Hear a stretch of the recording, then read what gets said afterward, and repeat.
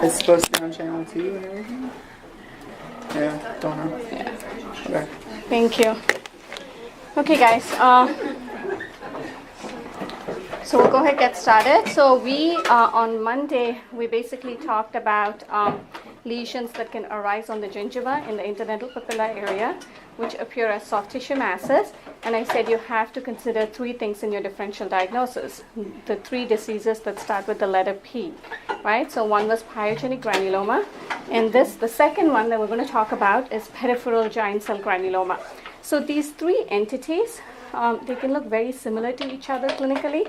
The location on the gingiva is pretty common to all three of them. But the difference is what is the idiopathogenesis? What is it that these tissues are made of? So when you actually do a biopsy and look under the microscope, you'll notice that there are differences histologically, and that's how you differentiate between these three entities, because clinically there's a significant overlap between all three entities. When you look at the textbooks, they'll talk about subtle differences in color between one entity to another, but in my experience and clinically, that's really hard to establish. Okay, so just remember, when you see something like this, you always have to consider those three things in your differential. Okay, so when we talk about peripheral giant cell granuloma, this is also a reactive lesion, just like pyogenic granuloma. Okay, so that means you need to have some source of local irritation or trauma for these lesions to come about. Okay. This is not a true neoplasm. As I said, it's a reactive lesion. So what do we see here clinically? A gingival lesion, okay. What is, how do you describe that? Is that a mass? Is that an ulcer? Is it an ulcerated mass? I'm sorry? So bulla basically means, so whenever you use the word vesicle, bulla, and a pustule, they are blister type lesions. So that means they fill with a fluid kind of material. Okay, so when you look at this is not a bulla, because it doesn't. It's a firm mass, and it's not something that's fluctuant or that's fluid filled. Okay, so vesicle, bulla, and blisters are fluid filled fluctuant masses. Okay, whereas this one you would call it a nodule. Okay, because this is a pretty large mass that's larger than 1 centimeter in size. Okay, so you would call this a nodule. If you had an elevated mass that's about 5 millimeters in size, you would call it papule. Okay, so it's still not, the size of a nodule, but it's still elevated. So you need to know if the elevated lesions are blister type or non-blister type. Okay, so this is a non-blister type of an elevated lesion, and you would call it a nodule. So this is a well-defined nodule that's basically in the interdental papilla area, but the growth is actually so significant that it's covering the occlusal surfaces of the teeth, right? And it's interfering with occlusion here. So, and there's a significant ulceration on the surface of this lesion. Okay, so if you look at this, again, it's hard to tell if this is just a pyogenic granuloma, is it a peripheral giant cell granuloma, or is it a peripheral ossifying fibroma, because all three can look very similar to each other clinically. Okay, so you would give a differential diagnosis if you see something like this, unless and until you had histology to support your diagnosis. If you have histology, then you can tell definitively what kind of a lesion this is. Okay, so this one appears as a sessile or a pedunculated mass. So that means it can appear like something that's kind of stuck on to the underlying tissue, or it can appear like it has a small stalk at the bottom. Pedunculated means there's a stalk at the bottom, so you can lift the lesion away from the underlying mucosa. Okay, this also has a female predilection. Okay, and this typically occurs only on the gingiva, or if the patient is edentulous, on the alveolar ridge. Okay, remember pyogenic granuloma, does it occur only on the gingiva? Do you guys remember from Monday? Okay, so pyogenic granuloma can arise anywhere in the mouth.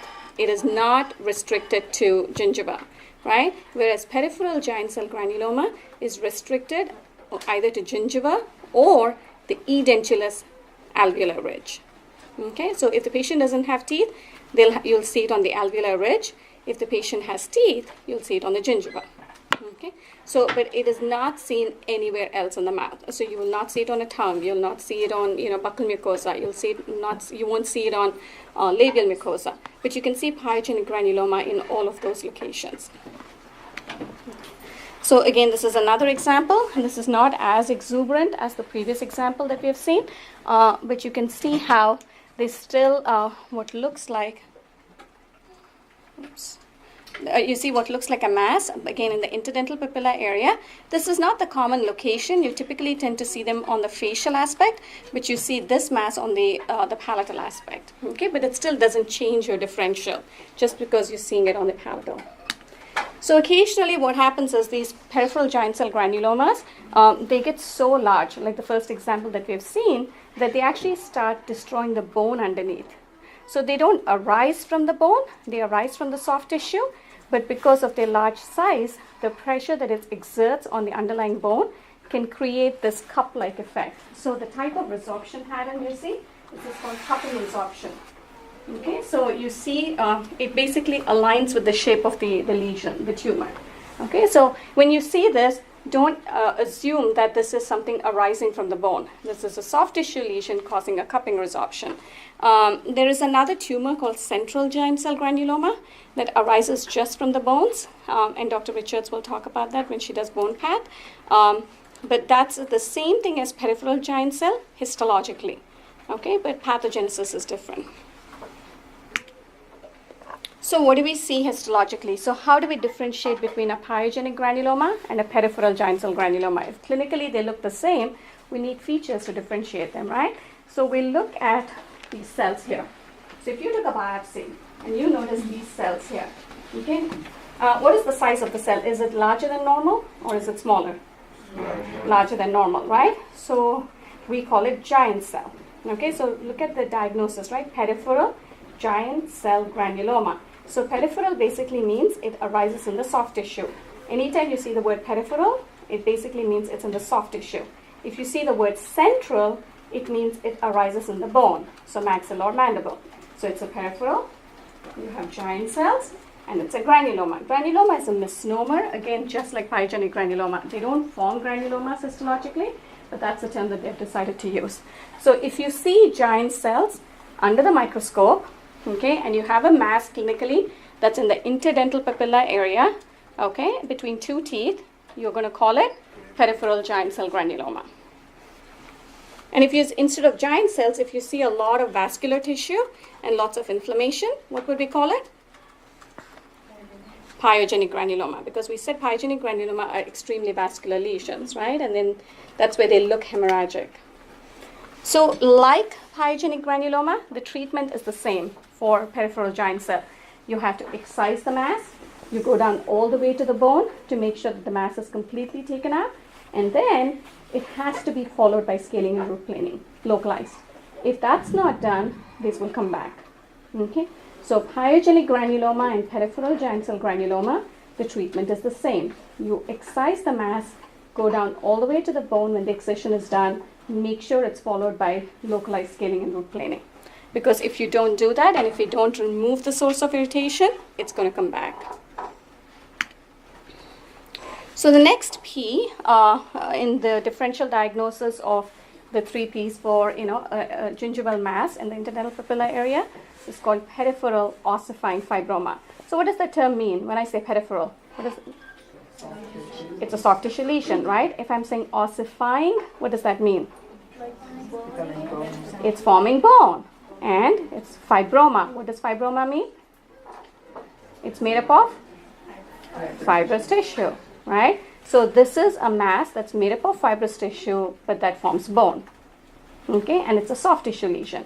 Again, it's a reactive lesion. This is not a true tumor. So everything we've talked about so far in soft tissue lesions were all reactive lesions. So irritation fibroma was reactive. Epulis fissuratum was reactive, right? Inflammatory papillary hyperplasia was reactive. All the 3 Ps, pyogenic granuloma, peripheral giant cell granuloma, and peripheral ossifying fibroma are all reactive. There's just different reasons why you see them, but they're all responding to some kind of local irritation or trauma. So in an irritation fibroma, what's the source of trauma? Where do you commonly see it? On the buckle. On the inside of the cheek, right? So what would be the common source of irritation? Biting the cheek, okay? So in the 3 Ps, pyogenic granuloma, peripheral giant cell, and peripheral ossifying fibroma, the common source of irritation is localized plaque and calculus around the teeth, okay? And in epulis fissuratum and inflammatory papillary hyperplasia, the localized source of irritation are dentures. Remember, because they're both denture-related lesions, okay? So the source is different, but they're all reactive. They're all responding differently, and they form different things. So this is a reactive lesion. It's not a tumor. It's pretty common to see it. We don't know exactly what is it that causes these lesions, but there's some theories saying that it starts off as a pyogenic granuloma, right? And then over a period of time, you know, if that pyogenic granuloma is not taken out, it starts becoming more fibrotic, okay? And then eventually can turn into a peripheral ossifying fibroma by forming bone. Okay, so that's one theory. And then the bone that's formed in these lesions, there are 2 sources that it can arise from, either from the periodontal ligament or from the periosteum in that area. So those are the 2 areas that can potentially give rise to the bone formation in these lesions, either periodontal ligament or periosteum. Again, if you see this, what would you describe it as? It's a gingival mass. No diagnosis, description. You mentioned papilla. So it's in the interdental papilla area. What do you think is the area where it's the majority of the lesion is? Right here, right? So between 7 and 8, looks like it. And then it's also encompassing an area between 8 and 9. Okay? So basically this is a palatal gingival mass that's arising in the interdental papilla area between teeth 7, 8, and 9. Okay, and this is a fairly large lesion, so you have to give the measurements whenever you see this and you want to write it in your objective examination. You have to give measurements. And then what's the color of the lesion? Red. It's red, right? So it looks hemorrhagic. It looks like it's going to bleed if you touch it. Okay, is the surface intact or there's some ulceration? There's some ulceration, like the superficial layer seems like it's eroded, right? So it's a superficially ulcerated gingival mass in the interdental papilla area between teeth 7, 8, and 9, okay, on the palatal gingiva. Okay, so that basically, even if I didn't come and see the patient, just by reading your description, I can tell exactly where the lesion is. Okay, so that's important to learn how to write a good description of a lesion. Okay, because that gives you, so in the future, in the event that, if it becomes a medical legal case, right, and the patient takes us to court, okay, we need to be able to tell that we did document, we know exactly where the lesion was, we know what the size of the lesion is, what the description was, because they may tell you, oh, you didn't tell me this, or you didn't say this, right? And it happens quite a bit. And it's always a good idea to take pictures, okay? Take clinical pictures if you see lesions in the mouth. That's your best source of documentation, okay? So take clinical pictures, give a good description, even if it's something, silly like physiologic pigmentation. It's not, it's something physiologic, it's not a tumor, it's not a malignancy. You still have to document it because you don't want the patients, to come back and say, you never told me, right? So even if it's something as simple as physiologic pigmentation, just document it. Okay, so if you see something like this, again, can you tell if this is peripheral ossifying fibroma, peripheral giant cell, or pyogenic granuloma just by looking at it? No, right? Because all 3 of them look very similar to each other. They all had this ulcerated surface. They all look like masses on the gingiva. So it's really hard to tell clinically unless and until you have more information. So if I told you this patient was pregnant, right, and then you saw this, then you would consider pyogenic granuloma more on the top of your differential, right?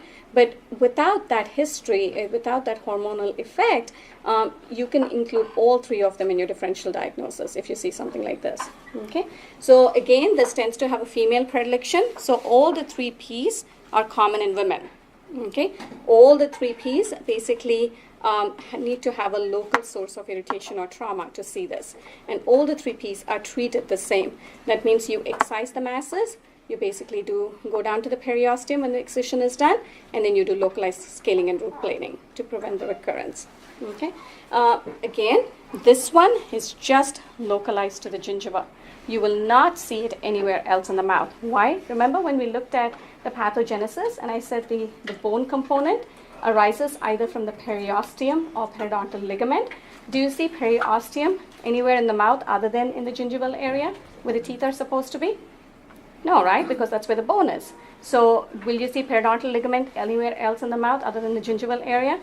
No. Again, so in order for ossified product to form, the bone to form, you need to have that periosteum or periodontal ligament as a source, right? So that means this is just going to be localized to the gingiva. Okay?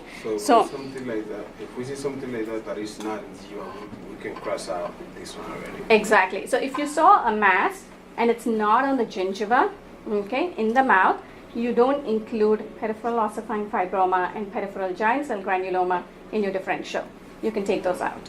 Okay, but if you see on the a mass on the gingiva or an edentulous alveolar ridge, you can add those two in your differential. Okay, so, as I said, it's a female predilection. So again, you can have masses that look like this, and unfortunately, sometimes you can have squamous cell carcinomas mimicking the 3Ps. So it can look exactly like this. It's an extremely rare occurrence. Usually you don't see squamous cell carcinomas on the gingiva. That's like the least common site. But occasionally they can do that. So anytime you see something like this, you may think that this is reactive lesion, but you always have to recommend to your patient, please get a biopsy done. Okay, because you want to establish the diagnosis that this is a benign lesion, that this is a reactive lesion. Okay, because if you don't do a biopsy and you let it grow, maybe we're missing a squamous cell carcinoma. Again, as I said, that's a really low likelihood, but there's always that risk, okay? Especially with the right setting. So if the patient is a smoker, alcoholic, you have to consider that.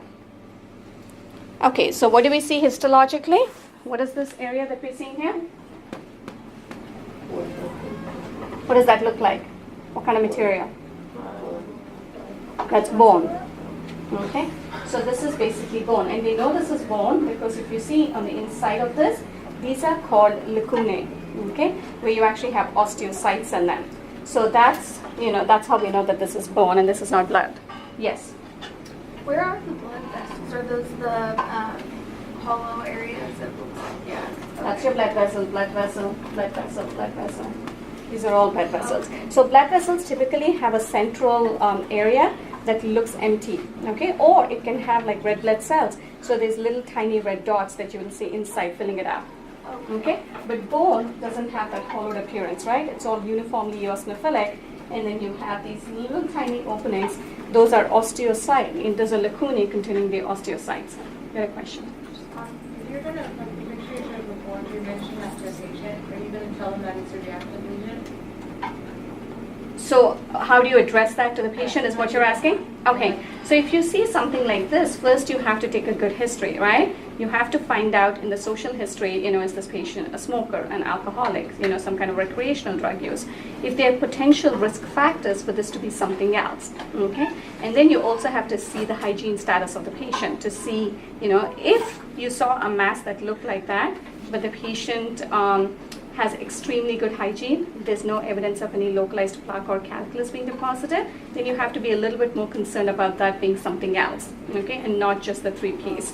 But if you see that the patient has poor oral hygiene, right, and then you see these lesions, your first instinct is going to be, it's going to be one of those 3Ps. It can be other things, and you don't have to mention that to the patient, but you just say, we just want to make sure that we get a biopsy done to establish a diagnosis. At this point, it looks reactive. That means it looks like something that's secondary to, your poor oral hygiene, but at the same time, we can't say that definitively, right? So we have to do a biopsy, look under the microscope to give you, a specific answer, and then depending on what we get back as an answer, we can discuss the next steps.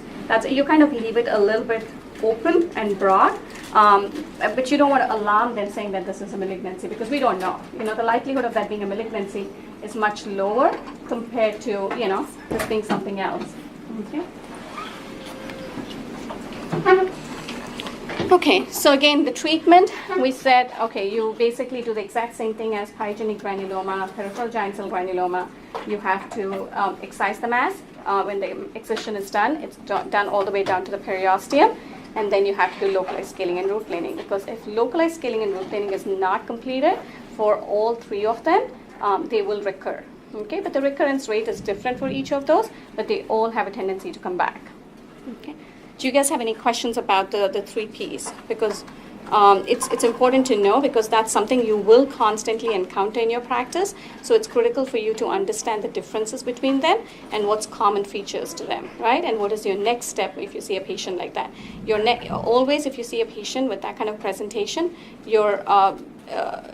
what you tell the patient is, potential likely reasons why it's seen, and then that it needs to be biopsied.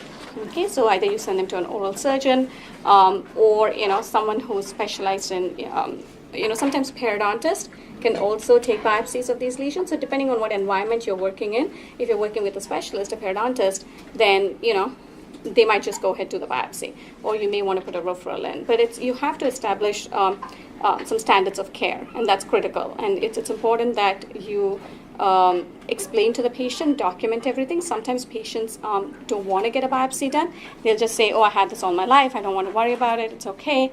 But you have to document that the patient denied, that a biopsy, a request for biopsy.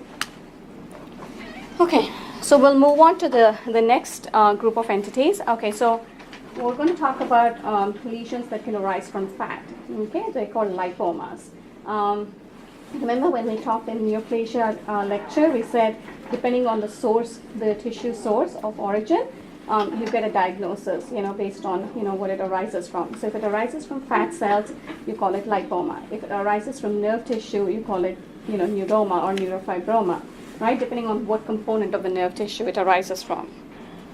So lipoma is actually a very common mesenchymal neoplasm, but more than oral cavity, it tends to affect the body, right? So it's common in people who are obese, but then the metabolism of lipoma does not depend on fat metabolism, right? So if someone loses weight, that doesn't mean it's going to shrink the lipoma. It's completely independent of that.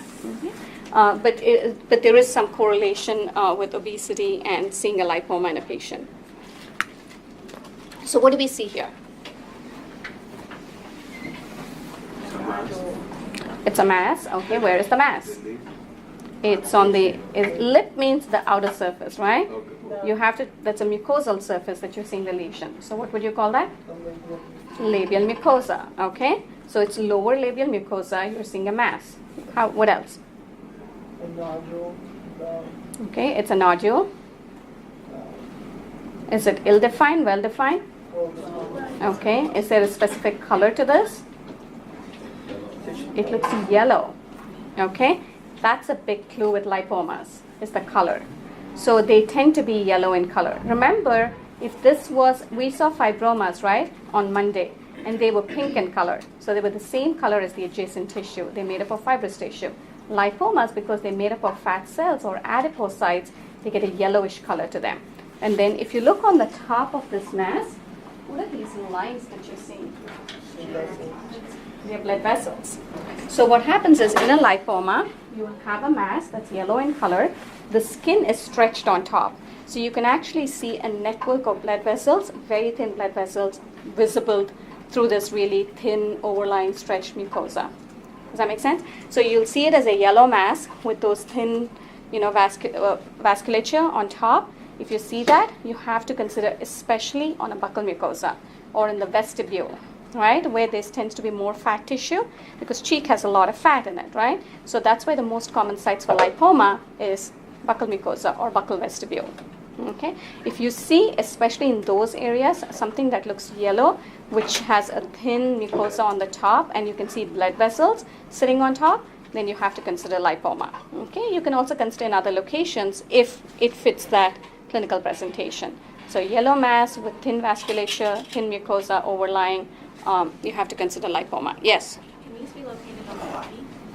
Yes. So that's actually the most common site. Areas where there's more fat tissue, you tend to see lipomas. That's why it's considered the most common mesenchymal neoplasm. So that means it's a tumor that's arising from connective tissue element, and it's very common. And usually you see it more commonly on the body. Okay, but in the mouth, it tends to be more common. Like 50% of the cases are in the buccal mucosa and vestibule, but you can see them elsewhere in the mouth, wherever you can see fat tissue in the mouth. It's common in adults. They're usually asymptomatic. Look at this one right here. Again, you have what looks like a really large mass in the buccal mucosa, okay, going into the vestibule. But this doesn't have that characteristic yellow hue to it, right? Like the one we've seen before. But you still see that thin network of blood vessels. You don't see that thin network of blood vessels in a fibroma. Okay, fibroma looks it's pink, and that's about it, right? So if you see this, you have to again lean towards this being more of a lipoma than anything else. This one has a more characteristic yellow color to it, right? And this is on the tongue. Remember I said you can see it, in any area of the mouth, okay? The most common locations being buccal mucosa and vestibule. And here you see it on the lateral tongue, okay?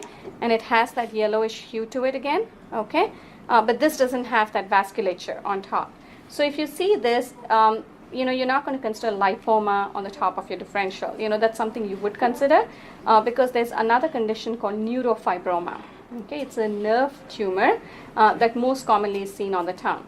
Okay, but if you see anytime masses that have a yellow color to them, you have to make a list of things that have all yellowish hue to them. So lipoma being one of them. Okay, and there's some cysts that can also have this yellow color to them.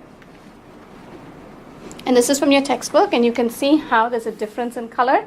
You have this, where you have a yellow mass in the floor of the mouth, and you have these network of blood vessels on the top.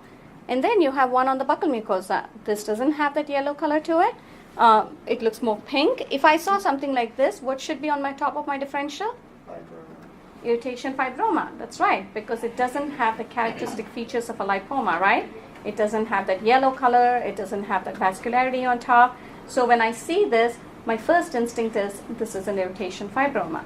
That's why you have to go ahead and get these biopsied, because by looking at them clinically, sometimes it's hard to differentiate between something that arises from fibrous tissue and something that arises from adipocytes, right? So anytime you have something like these, masses that are going in the mouth, your recommendation to your patients is always going to be, please, let's go ahead and get a biopsy done. You start off with an incisional biopsy if it's a really large lesion, but if it's a really small lesion and if it's well defined, you can do an excisional. That means the entire thing is taken out. Okay, so whenever a mass is taken out, right, what we do is, before we send it to pathology, we basically put it in formalin. So you have to fix the tissue. So you get these little formalin containers that contain 10% formaldehyde, okay? That basically prevents the tissue from undergoing desiccation or getting distorted, okay? So it preserves it. So what's happening here in formalin? It's floating. Why? It's actually because it's made up of fat cells. So even if you didn't know that this is a lipoma, if a biopsy is done and the surgeon takes the tissue out and they put it in formalin and it floats, you're going to think that this is going to come back as a lipoma, something that is fat origin, okay? Because these are pretty much the only ones that can float in formalin. Okay. So what do we see here under the microscope? You don't need to know the histology for this, but basically all you see is these adipocytes, okay? So these are fat cells, and then there's a nucleus, and these are pretty well defined. They look like normal fat cells, so they look like normal adipocytes. So this is very well differentiated, right? And it's a benign lesion. Okay. So remember we talked about differentiation, and we said if the tumor or the neoplasm resembles the cells of that neoplasm, if they resemble the tissue from which it originates, it's called a well differentiated tumor, right? So this would be considered well differentiated, and it's a benign lesion. Okay. How do we treat a lipoma? Is again excision. So most soft tissue tumors, when you look at them, the way that they're treated is with excision. Okay, so they have to be surgically removed, and that's pretty much the only treatment for that, right? Because if they are not surgically removed, then they're not going to regress on their own. They're not going to go away on their own, right? They're not going to get better if you take out a source of irritation or trauma. Unfortunately, once it forms a mass, it tends to stay the way. Okay, so far we talked about reactive lesions, And in reactive lesions, there were some that had fibrotic tissue in them, right? And then we talked about the 3 Ps, and then we talked about fat tissue origin.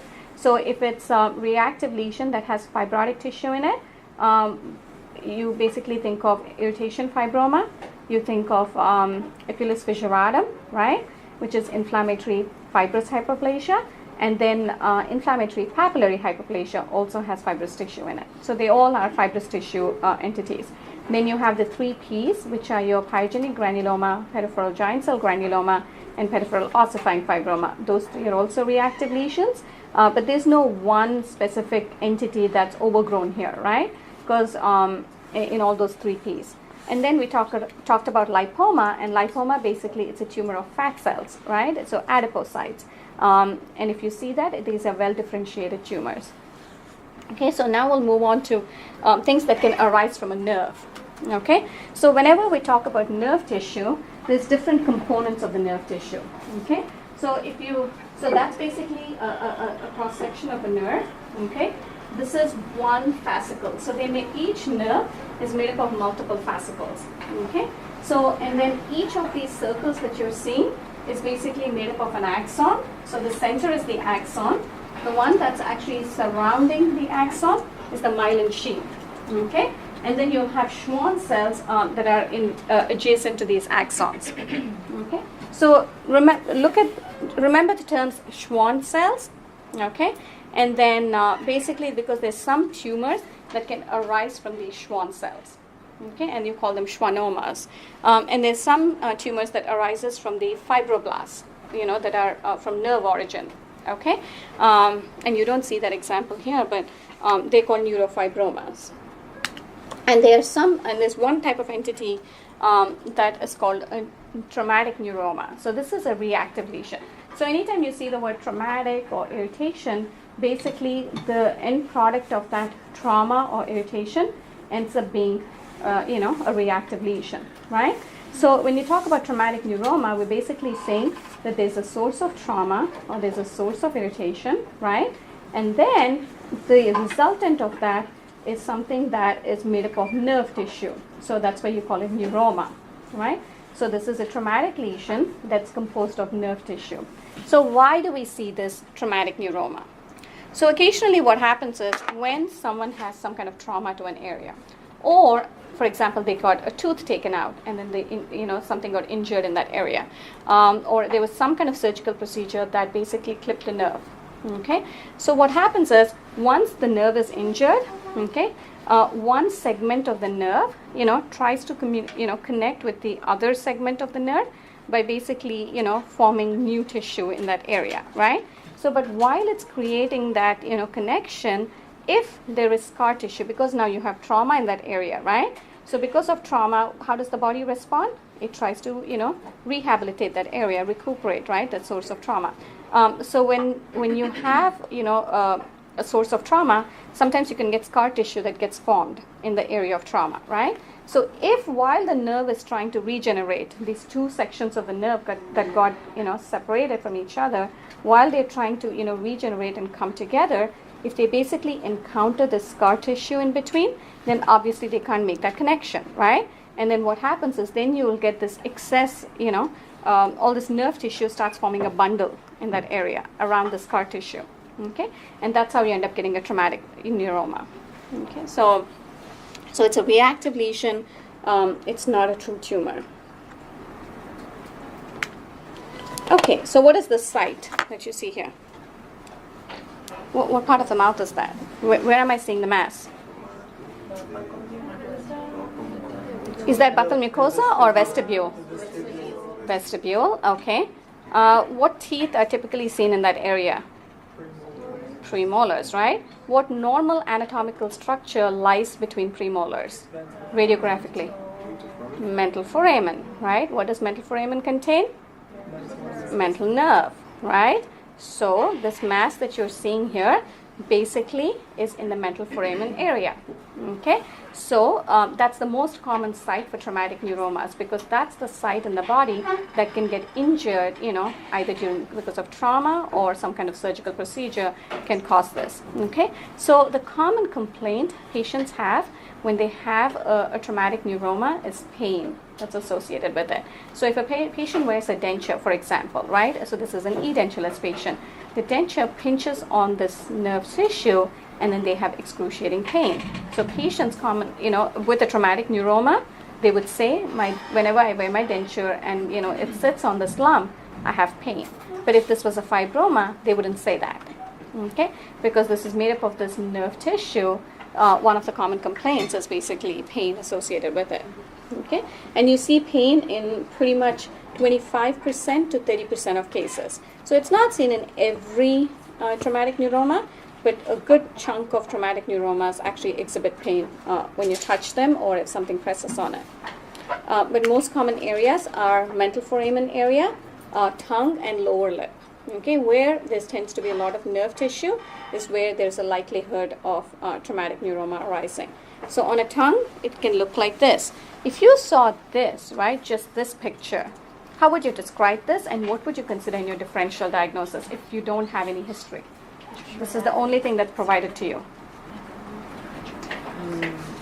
Okay, how would you describe it first? You saw this patient, you saw this lump in the patient's mouth. How would you describe it first? Is that okay? So there is ulcer, but is there something else going on with the ulcer?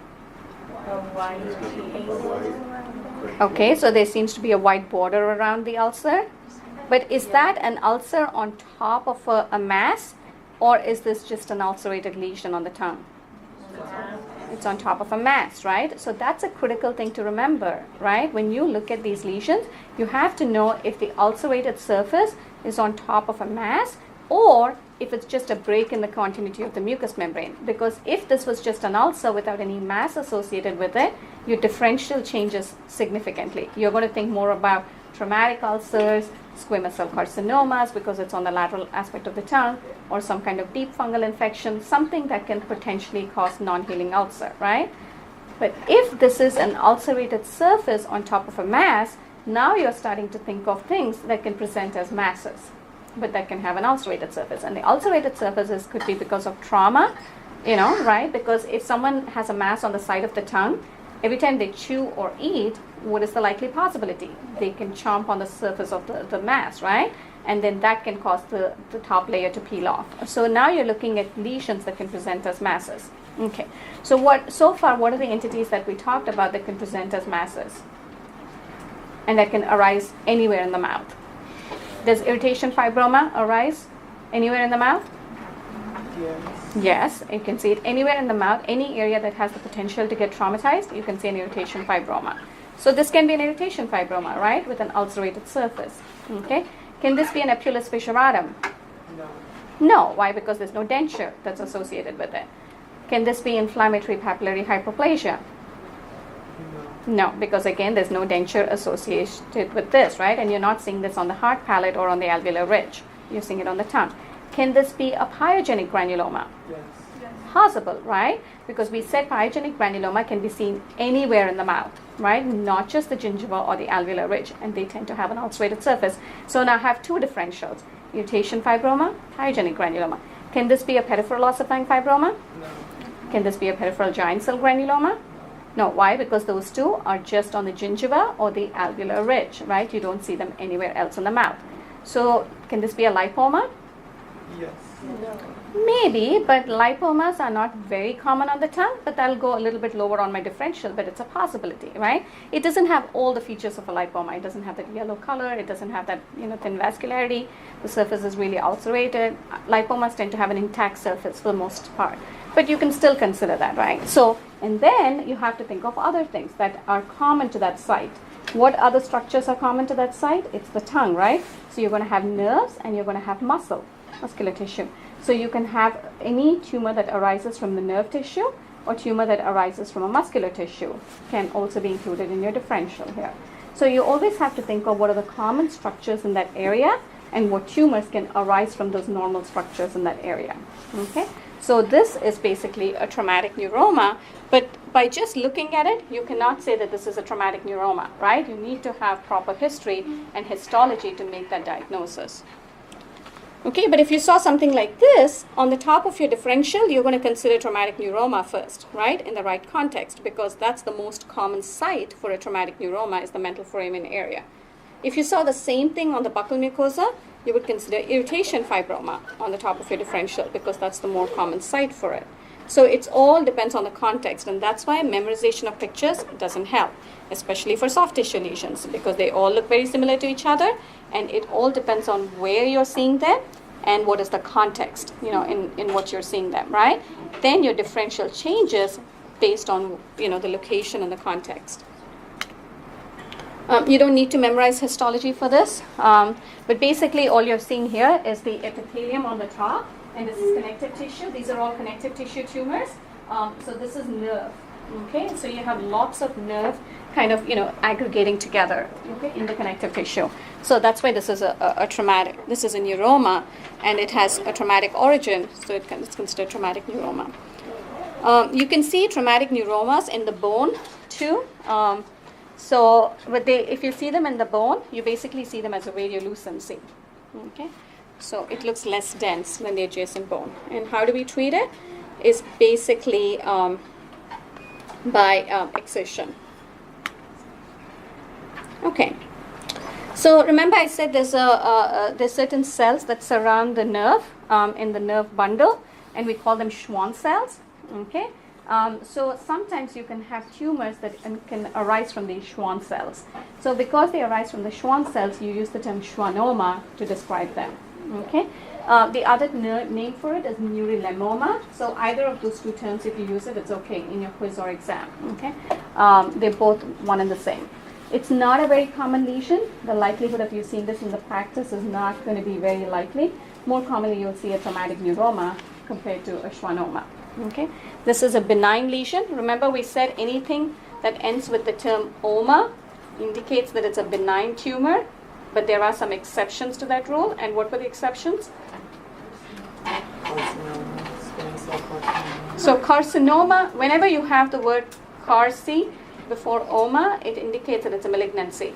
But if it's just oma and it's not a carcinoma or sarcoma, then it's considered benign, right? But there are some exceptions to that rule of using the term oma in the diagnosis.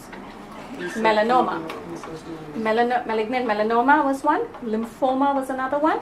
We said that both of them, even though they're malignant, they end with the term, with the suffix oma.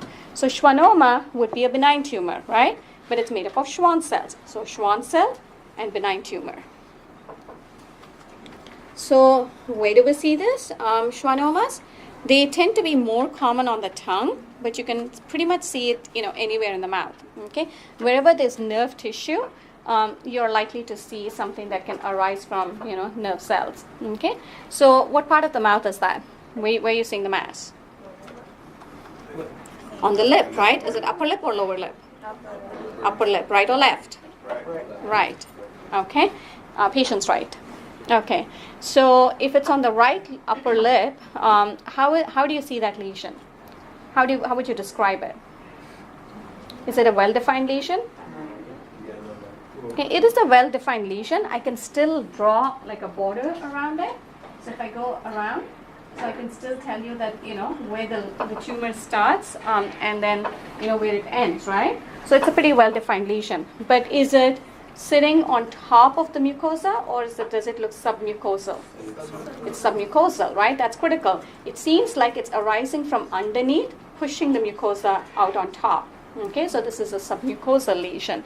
Okay, and it's a well-defined lesion, and this is in an area where there's likely possibility of seeing nerve tissue. But what other normal structures do you see here in the lip?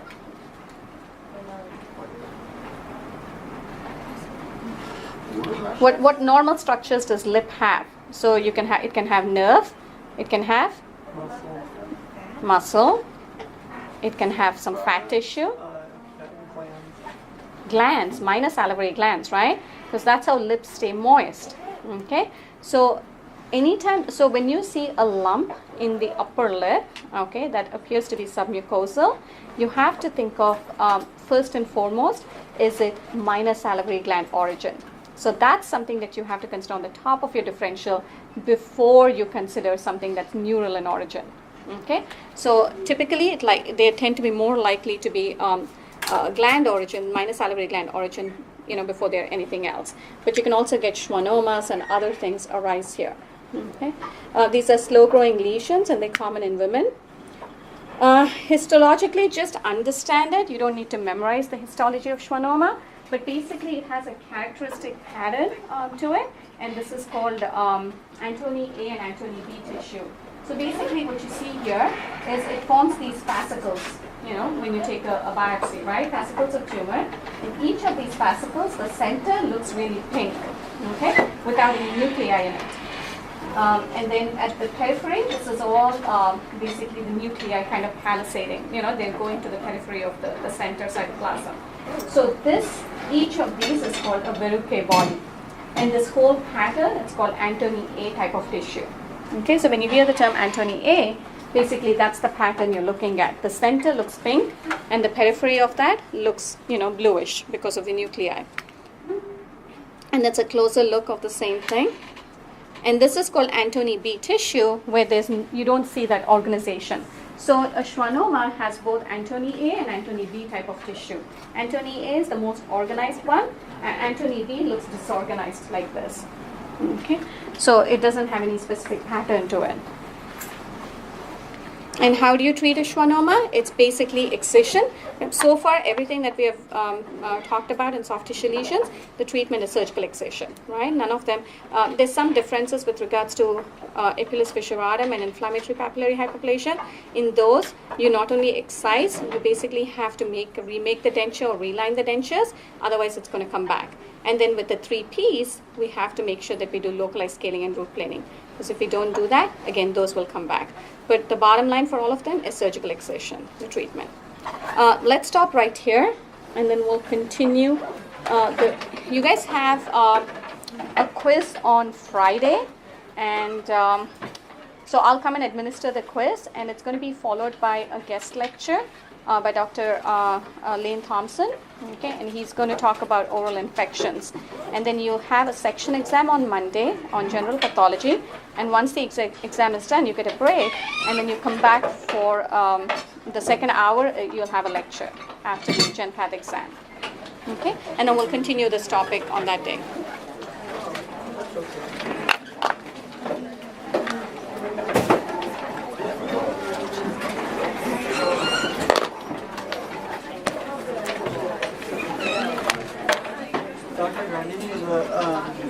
The image on the tongue.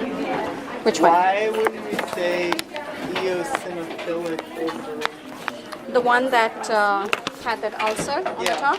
So eosinophilic ulcer, Isn't it a basically, raised lesion though? so the majority of it is an ulcer, but the area that's surrounding the ulcer is the one that can become really firm and hard. Okay, but if you look at that lesion, it was actually all submucosal, but just the top layer was peeled off. It was ulcerated. In a traumatic ulcer or a eosinophilic ulcer, It'd be the all ulcer is around. the big part, Okay. but then you get a roll border around it, but it's actually not an exophytic mass that's Okay. going out. Got it. So there's a difference. That's why it's important to kind of identify if it's an ulcerated lesion or if it's an exophytic lesion, because then your differential changes significantly. Okay, thank you. No worries. For the traumatic neuroma, can you get one of these through like local anesthetic injection? Very likely. Unless and until really, someone really traumatized that area. Okay, so it's You can get necrosis from local anesthetic. So sometimes what can happen is there's something called anesthetic necrosis that you can see, especially on the palate. Okay. If because there's periosteum, right, and you don't have much of a tissue that you can go through. So sometimes what they do is when they inject it, they go right into the periosteum, or they inject it too fast and with too much pressure, right? And then what it does is it basically injures the blood vessels in that area and then causes necrosis. So you can get like a major ulceration that doesn't heal, but it's unlikely to cause from anesthesia. Okay. But during a surgical I'm saying procedure, maybe like the needle might hit the nerve and traumatize it? Or no, it's very, okay. yeah, the kind of trauma is, if it hits the nerve, it's okay, but the injury has to injure the nerve in such a way that it separates from each other. So that's when, but if you just nick the nerve, that's not enough for it to cause, proliferation and stuff, right? It has to be something that traverses the nerve, bisects it, and then you have scar tissue that forms in the area. But because there's scar tissue now, when the nerve is trying to heal, it basically can't heal because it's encountering the scar tissue. So if it just nicks it, it's not enough for it to do it. Perfect, thank you. Okay, no worries. Yep. That's a good question. So for this one, so how in depth would you like us to know? Just like Just for the oral cavity. So I actually uploaded a PDF document with the area that's highlighted in red on as a PowerPoint PDF. So look at that and just pass this information to your classmates too. Is the one that I highlighted in red, it has like a box with a red outline. Okay. Those are the ones I want you to just, is that read the about. same you Same highlighted thing for everything? all of the tables. Oh, okay. Yep. Okay, cool. Everything that's within that red outline is the ones that I want you to just look at. And then just a quick question again. So for the exam, okay. So I know that this is all right here is general. GenPath, yeah. So let me tell you. So it's this topic. This topic, inflammation, tissue repair, hemodynamic, host defenses, and then until then, this is not for your GenPath exam. Physical chemically is not. Allergies is not. Skin disease is not. And then neoplasia. So 4 of them. Okay. Yeah. So you should have. No, I think it's more than 4, right? Cell injury, inflammation, tissue repair, hemodynamic. Right. Host defenses and neoplasia. 6 topics. 6 topics, and 4 of them is oral path. The ones that are in between, from intro to oral path to skin diseases, it's all oral path. And the neoplasia is a gen path topic again. Neoplasia is gen path. Yeah. Oh, okay. So my lecture that I gave you on Friday, that's general pathology, neoplasia. Neoplasia. So if you look on your modules, right? If you go to your course page and look on the modules, they are categorized by sections. So you have section 1, section 2. So everything that's under section 1 is all general pathology, and that's the one that's going to go on your general pathology exam. Oh, okay. Right? Anything that starts in section 2 with the number 2 next to them, those are all oral path topics. Okay, so that's in modules. Okay. It's in modules, so it's categorized. So every topic that's in those modules that correspond to your lecture schedule, that goes on your gen path exam. Okay, cool. Thank you.